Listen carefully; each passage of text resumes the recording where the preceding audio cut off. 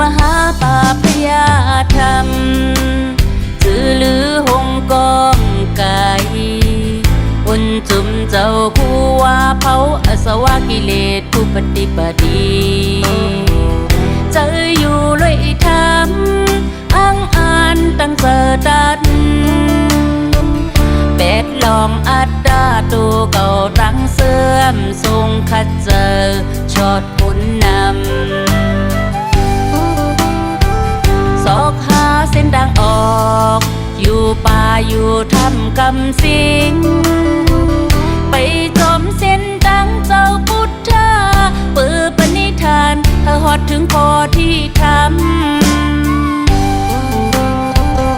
ออกคุณเพธรรมลืมเป็ดลองมอยเฮอไปดินลัดลอยสูงลัดเกนำโปจอดดูเอาแหลงทำท่องถึงผู้ละมืดหนูอยู่เฮอหูแจ้ง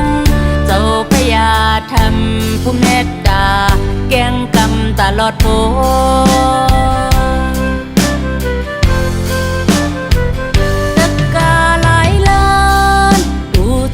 กันโตไว้ซา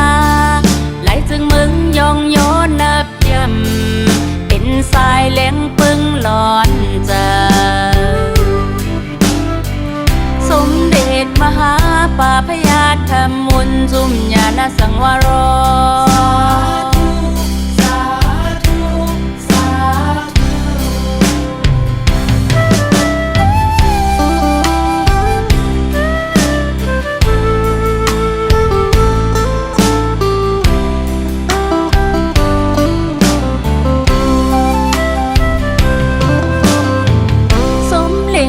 มหาปาพยา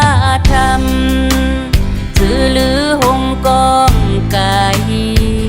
อุนจุมเจ้าคู่ว่าเผาอสวะกิเลสผู้ปฏิบัติเจออยู่เลยธรรมอ้างอ่านตั้งเจอตัดเป็ดลองอัดดาตัวเก่าตั้งเสื่อมทรงขัดเจอชอดผลนำสอกหาเส้นดังออกอยู่ป่าอยู่ทำกำสิงไปจมเส้นดังเจ้าพุทธาเปิดปณิธานเธอหอดถึงพอที่ทำออกคุณเพธรรมลืมเป็ดลองมอยเฮอไปดินลัดลอยสูงลัดเกนำโปจอดดูเอาแหลงทำท่องถึงผู้ละมืดหนูอยู่เฮอหูแจ้งเจ้าพญาธรรมผู้เมตตาแกงกำตลอดโพ